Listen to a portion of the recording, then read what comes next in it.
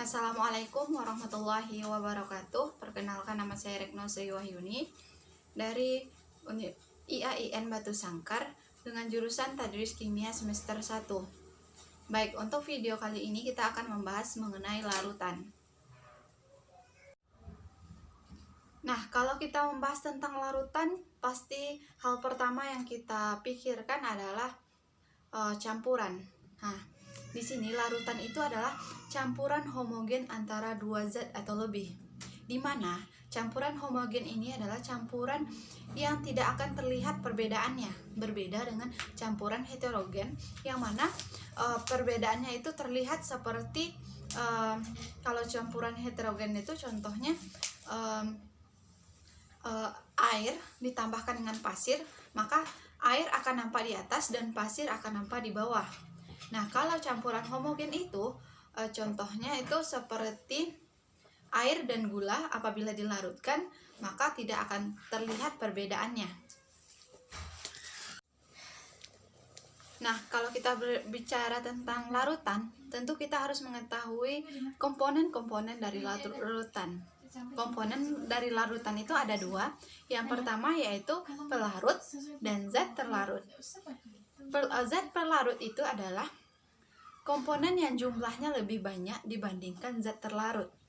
Nah, pelarut ini identik dengan air.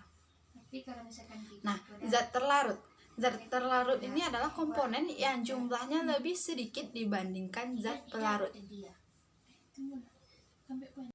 Selanjutnya yaitu contoh pelarut. Pelarut itu ada dua. Yang pertama yaitu pelarut polar. Pelarut polar yaitu contohnya yaitu air. Yang kedua yaitu pelarut nonpolar. Contohnya karbon tetraklorida.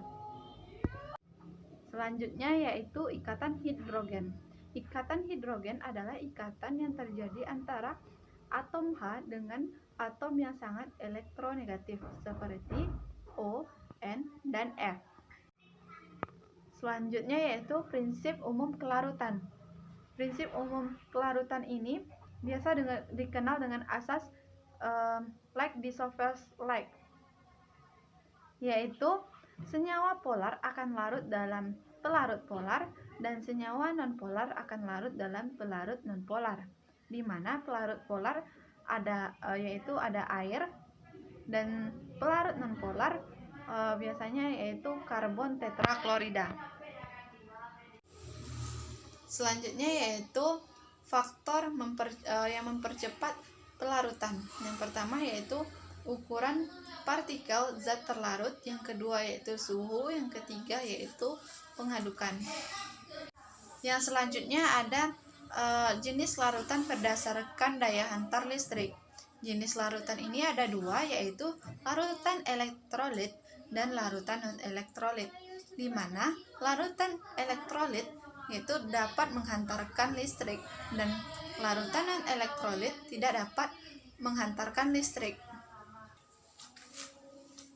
Larutan elektrolit itu ada dua, yaitu larutan elektrolit kuat dan larutan elektrolit lemah.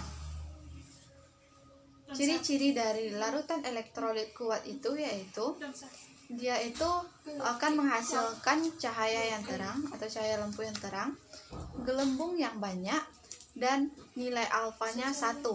Sedangkan elektrolit lemah, cahaya lampu yang dihasilkannya itu redup, gelembungnya ada, dan untuk nilai alfanya itu adalah 0,1 sampai 0,9. Salah satu contoh dari elektrolit kuat itu yaitu NaCl, dan contoh elektrolit lemah salah satunya adalah asam asetat atau CH3COOH, di mana elektrolit kuat ini akan terionisasi sempurna, sedangkan elektrolit lemah akan terionisasi sebagian. Selanjutnya yaitu kelarutan. Kelarutan adalah banyaknya zat terlarut yang dapat larut pada zat pelarut, yang biasanya dinyatakan dalam 100 gram pelarut. Berdasarkan kelarutan, larutan itu dibagi menjadi 3. Yang pertama yaitu larutan tidak jenuh, yang mana jumlah zat terlarut kurang dari jumlah maksimum zat yang dapat larut pada suhu tertentu. Yang kedua yaitu larutan tepat jenuh, di mana zat terlarut maksimum yang dapat larut dalam suhu tertentu. Yang ketiga yaitu larutan lewat jenuh, di mana jumlah zat terlarut melebihi jumlah maksimum zat yang dapat larut pada suhu tertentu. Selanjutnya yaitu konsentrasi larutan. Konsentrasi larutan merupakan cara untuk menyatakan hubungan kuantitatif antara zat terlarut dan pelarut.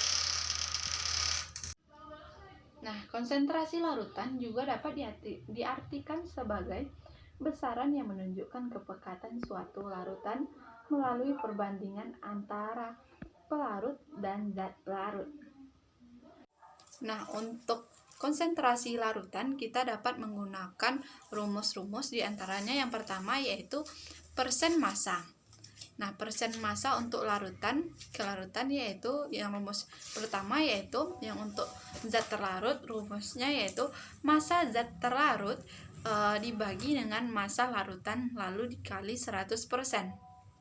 Nah, untuk persen zat pelarut yaitu massa zat pelarut dibagi massa larutan dikali 100%. Nah, untuk mencari molaritas dari larutan yaitu yang pertama yaitu untuk satuan liter yaitu mol zat terlarut dibagi volume larutan. Dan untuk yang dalam satuan gram atau liter, yang kedua yaitu untuk mencari molaritas. Rumusnya yaitu mol zat terlarut dibagi dengan volume larutan dalam satuan liter sama dengan mol zat terlarut per volume larutan dalam mili. Selanjutnya yaitu ada molaritas. Rumusnya yaitu mol zat terlarut per massa pelarut dalam kilogram. Selanjutnya ada fraksi mol. Rumusnya adalah NT atau mol terlarut per mol terlarut ditambah mol pelarut. Dan ada juga rumus pengenceran yaitu M1 dikali V1 sama dengan M2 kali V2.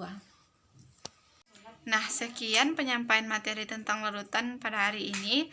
Apabila terdapat kesalahan kata dalam penyampaian, saya mohon maaf. Assalamualaikum warahmatullahi wabarakatuh.